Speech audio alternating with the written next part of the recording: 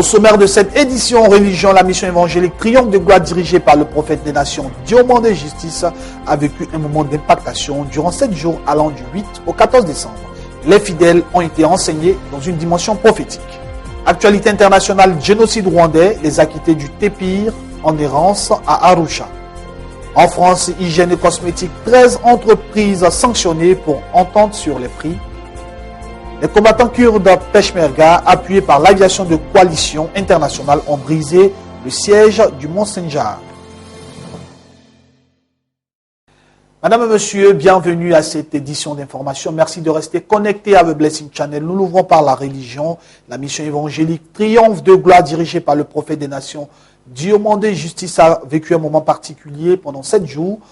Allant du 8 au 14 décembre 2014, les fidèles ont été enseignés dans une dimension prophétique. C'était ce dimanche 14 décembre, jour de leur apothéose. Revivons ensemble ces moments de bénédiction dans ce reportage.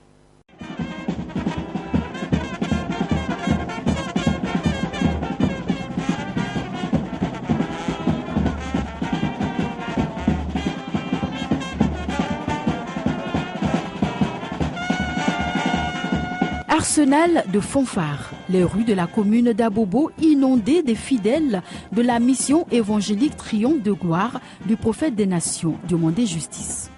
Ce moment vient mettre fin aux 7 jours de délivrance, de guérison et de miracles.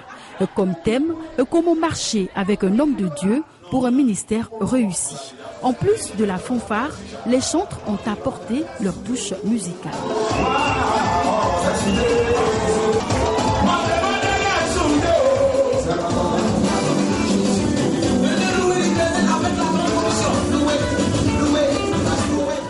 Une initiative du Père spirituel, le prophète des nations Diomandé Justice, qui donne ici les paroles distinguées. Nous sommes en train de traverser une année merveilleuse et nous attendons encore une autre année glorieuse. Alors j'ai été inspiré par le Seigneur pour organiser ce programme-là qui a pris qu'une semaine tout entière pour amener les chrétiens à célébrer le Seigneur. Parce que célébrer Dieu, c'est quelque chose que nous ne considérons pas souvent dans notre vie, mais c'est quelque chose de très important. Chaque jour, Dieu fait des choses dans notre vie, mais beaucoup de personnes négligent cela. Alors cette année, j'ai voulu que nous marquions un arrêt pour pouvoir célébrer le Seigneur et lui dire merci pendant ces 1 semaine. Quant à l'orateur principal, le révérend Ouedraogo Germain, il a orienté sa prédication sur la célébration. Selon lui, les enfants de Dieu doivent toujours et en tout temps célébrer l'Éternel. À cela, il ajoute, pour mieux vivre longtemps, il faut oublier les mauvaises choses et n'en garder que les bonnes. Les livres de Deutéronome, chapitre 6, le verset 12, Luc, chapitre 17, verset 12 à 19, ont été le socle de son message. Tu peux faire un accident grave. Tu peux perdre 2 jambes. Tu peux perdre même la vue. Mais si tu laisses ces choses qui sont mauvaises, rester dans ta pensée, rester dans ton cœur, tu n'arrives pas à oublier, tu n'arrives pas à te défaire, tu seras toujours malheureux.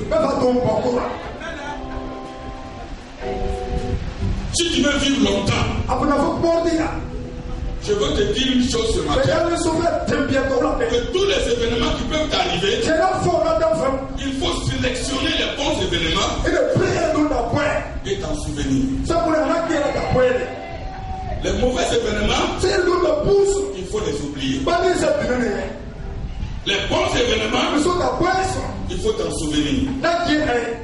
Et comme tout bon prophète, action particulière, mais y croire apporte des résultats certains. La vente des objets de symboles ont meublé ce moment prophétique, ce par la vente de sel, d'eau, d'huile et de terre. Et oui, les prophètes et leur mystère, à Dieu soit la gloire. Présent à ce moment d'apothéose, le prophète Élisée, le père spirituel du prophète des nations, le prophète Diomandé Justice, exprime son allégresse et les initiatives de son fils qu'il salue. Je suis dans la joie parce que quand tu appelles quelqu'un, il doit poser l'exact et cet exact-là doit apporter un plus dans la vie de celui qui l'écoute. Et je crois que mon fils du demandé justice, il a l'habitude de poser ce genre d'actes. Et chaque année, il fait la célébration ici chez lui. Et aujourd'hui, je suis arrivé, je n'ai pas fait toute la semaine. Je suis là aujourd'hui seulement que le dimanche. Ce que je viens de voir me donne la joie au cœur parce que je sais que dans l'avenir, Dieu fera encore de grandes choses. Et que le nom de Jéhovah Mashiach soit prononcé avec respect. Le nouvel album de la chanteuse Princesse Ella intitulé « Que tu es beau » a été présenté au peuple, un 4e opus savouré par le corps du Christ. Cette cérémonie dédicace a été organisée à cet effet pour la présentation officielle de l'album. Chanter à la gloire de l'Éternel, tel est le leitmotiv de la chanteuse de l'Éternel, Princesse Ella, qui est une figure emblématique et porte-flambeau de la musique chrétienne. Servante de Dieu accompli et chantre émérite, dotée d'une superbe voix totalement à la disposition du Saint-Esprit. Princesse Ella a encore mis à la disposition du corps du Christ une œuvre musicale sous inspiration divine. Ce nouvel opus intitulé « Que tu es beau » est le 4e album de la chanteuse Princesse Ella. Il faut rappeler que 3 albums ont précédé celui-ci, à savoir « Tu es magnifique » en 2002, ensuite La Via Dolorosa en 2007 et Jésus règne en 2010. Après toutes ces expériences acquises, est venu le moment de présenter le nouvel album, Que tu es beau. À cet effet, une belle cérémonie dédicace a été organisée le jeudi 27 novembre 2014 à la salle de la Fontaine de la commune de Cocody, les 2 plateaux pour la présentation officielle du 4e album. Événement haut en couleur marqué par la présence d'éminents servantes et serviteurs de Dieu, proches et amis. Une occasion bien saisie par la chante de l'Éternel pour situer l'objectif de cet album. Aujourd'hui, nous avons beaucoup demandé.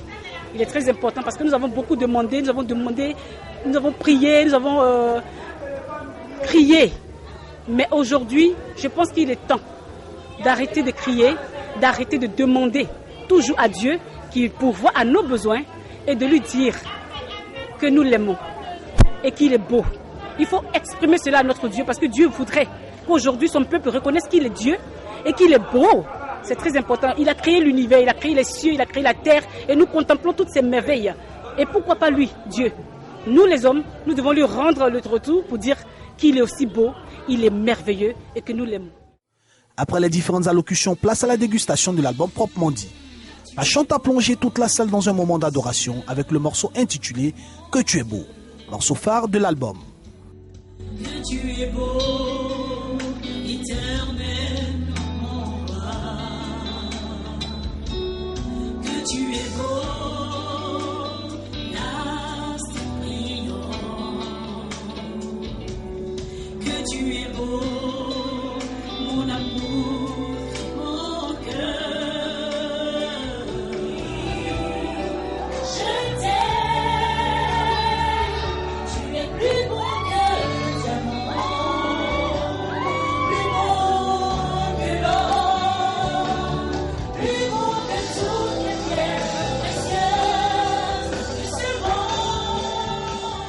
Ensuite, belle transformation atmosphérique avec la louange pendant un long moment, ce qui témoigne de la variété des rythmes de cet album et la capacité de la chanteuse à exceller autant dans l'adoration que dans la louange. Le Dieu que j'adore, je le connais, il est mon Seigneur et mon Sauveur. Le Dieu que j'adore, je le connais, il est mon Seigneur et mon Sauveur. Il est Seigneur, Seigneur de ma vie, Sauveur, Sauveur de mon âme. Maintenant c'est que c'est Jésus qui est roi, il sait que c'est Jésus qui est roi. Maintenant c'est que c'est Jésus qui est roi. C'est dans une ambiance festive que cette cérémonie a pris fin avec la dédicace des CD. Comptez désormais dans vos bacs à CD le 4e album de la chanteuse Princesse Ella intitulé « Que tu es beau ». Que Dieu vous bénisse. Actualité internationale à présent au Nigeria, 8 mois sans nouvelles des lycéennes kidnappées. Le 14 avril 2014 dernier, le groupe islamiste radical Boko Haram enlevait 276 lycéennes à Chibok, au nord du Nigeria. Il faut le signaler. L'événement a suscité l'indignation totale de la communauté internationale. Mais 8 mois plus tard, plus de 200 lycéennes restent toujours captives. C'était le 14 avril dernier. Le groupe islamiste Boko Haram prenait d'assaut l'internat de la ville de Chibok dans le nord du Nigeria. 276 lycéennes sont kidnappées. 8 mois après, 57 filles ont réussi à s'enfuir, mais le sort de 219 d'entre elles reste toujours inconnu. Dans une vidéo diffusée peu après l'enlèvement, le leader de Boko Haram, Abou Bakar Shekau, avait menacé de vendre les filles comme esclaves ou de les marier de force. Puis dans une autre vidéo diffusée en mai, on voit certaines d'entre elles forcées d'expliquer leur conversion à l'islam. Pour les militants de la campagne Bring Back Our Girls, l'attente est devenue trop longue.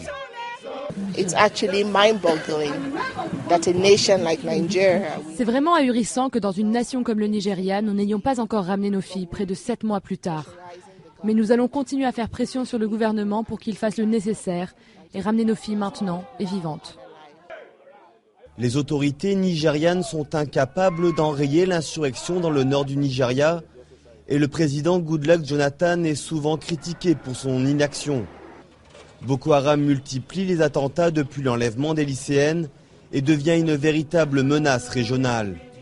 Le nord du Cameroun subit de plus en plus d'incursions sanglantes et le Niger et le Tchad redoutent des attaques. En octobre, les autorités ont annoncé un cessez-le-feu et la libération des otages de Chibok. Rien de tout cela ne s'est produit.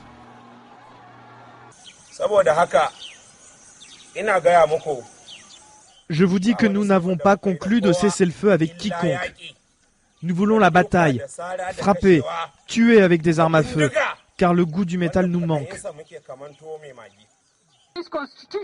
L'enlèvement des lycéennes a suscité une vaste indignation internationale.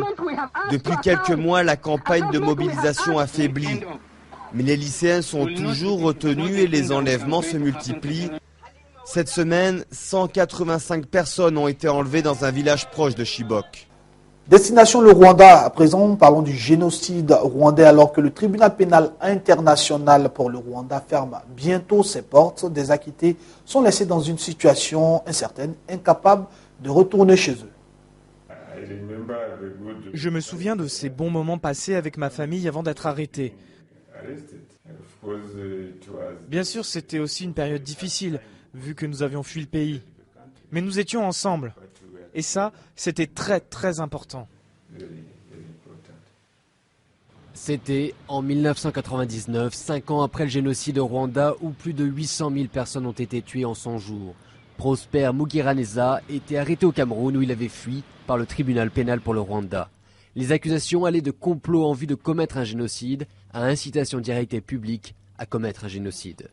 Après 14 ans d'un procès à rallonge et après une première condamnation, Prosper est finalement acquitté en appel en 2013. Aujourd'hui, c'est un homme libre, mais il reste de fait prisonnier à Arusha, au nord de la Tanzanie, où se situe le tribunal. Il ne peut pas retourner au Rwanda ou rejoindre sa famille en France. Je me suis beaucoup battu pendant de longues années pour retrouver ma famille. Et c'est un drame pour moi de voir qu'au final, après avoir été acquitté, je ne peux même pas rejoindre ma famille. Je ne peux même pas voir mes enfants. Je ne peux même pas voir ma femme.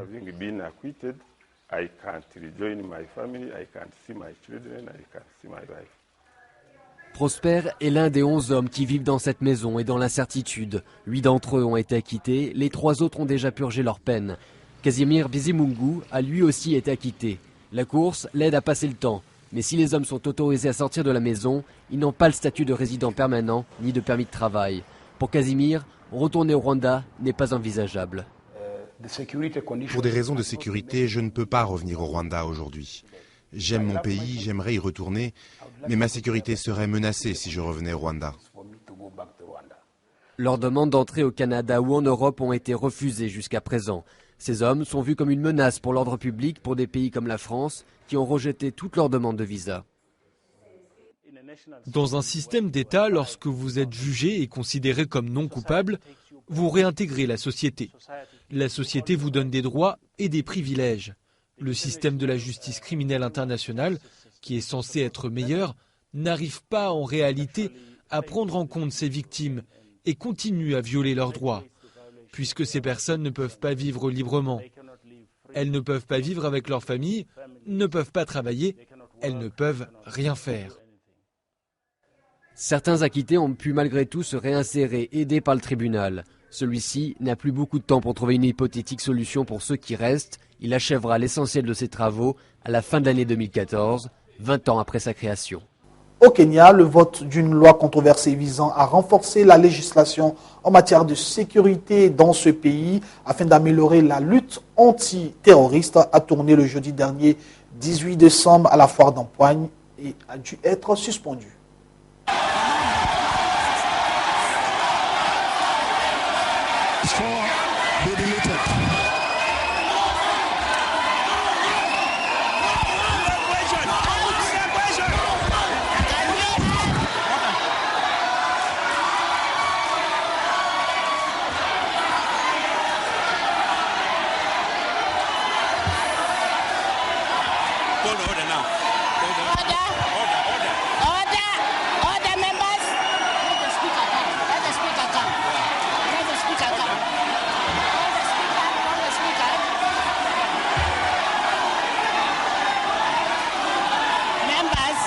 It's a disorder there. We are seeing very disturbing pictures, I could say.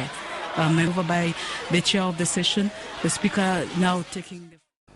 Parlons à présent de l'Union européenne. Manifestation à Bruxelles, en Belgique, contre l'austérité et le libre-échange. À Bruxelles, des acteurs et manifestants ont entamé depuis le vendredi dernier dans le quartier européen de Bruxelles un encerclement symbolique des institutions européennes pour dire stop à l'austérité et au traité de libre-échange avec les États-Unis. Agriculteurs, syndicats, écologistes ou simples citoyens, tous ont bravé la pluie bruxelloise pour manifester devant la Commission européenne contre le traité de libre-échange transatlantique. Lors du sommet, les dirigeants européens ont réaffirmé leur ambition de signer cet accord d'ici fin 2015. On va manifester contre le traité transatlantique qui va importer du lait et de la viande des États-Unis à bas coût. Comparé à nous, on doit produire lait de qualité et de la viande de qualité. Ils piquent leurs vaches à mourir pour qu'elles produisent énormément. Après de lactation, les vaches, on peut les jeter, elles sont finies. Si ce traité-là passe, on va vraiment vers une malbouffe. Dans une ambiance bon enfant, les manifestants, qui étaient 1 millier environ, ont mis le feu à des effigies des dirigeants européens plantées dans des bottes de paille. Moi, je fais partie de la santé. Et vous savez ce qu'est la santé aux États-Unis. Je veux dire, les gens n'ont pas droit à la santé, n'ont pas accès à la santé. Il faut payer, tout est privatisé. On veut que les gens puissent continuer à manger sainement, à se soigner, à avoir accès à l'école. Pas seulement parce qu'ils ont de l'argent, tout simplement parce qu'ils sont citoyens et qu'il y a une solidarité entre les personnes. L'objectif du traité est de réduire la réglementation commerciale, dans l'agriculture notamment, mais aussi dans l'environnement ou les banques.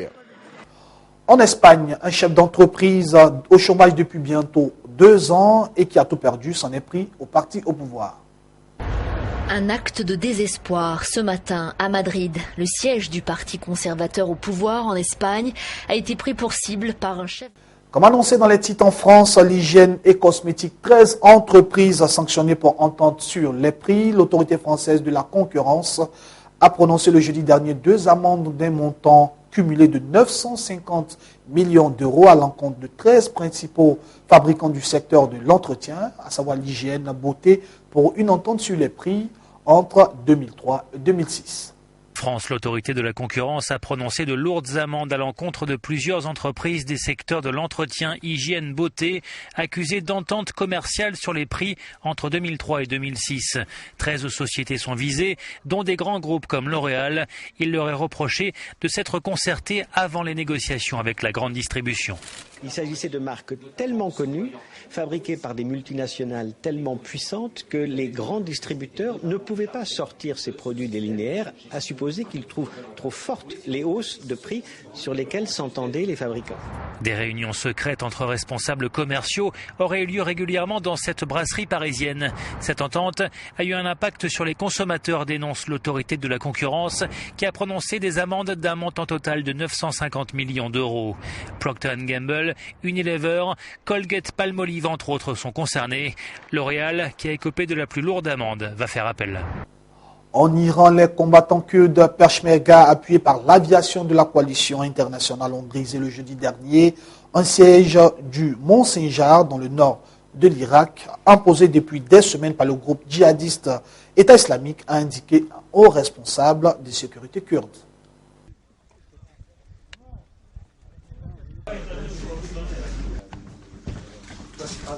I would like to announce J'aimerais annoncer la victoire de cette très importante opération que nous avons lancée hier matin et qui s'est terminée il y a 1 heure. Les Peshmerga sont partis de Zoumar et ont libéré plusieurs villages.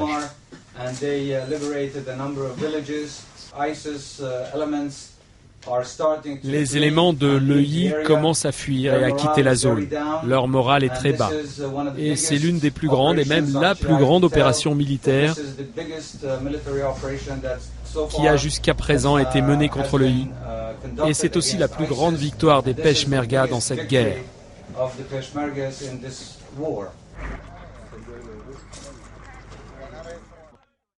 Madame, Monsieur, ici s'achève cette édition d'information. J'ai été très heureux d'être en votre compagnie. Bon début de semaine sur le Blend Sud Channel. Que Dieu vous bénisse.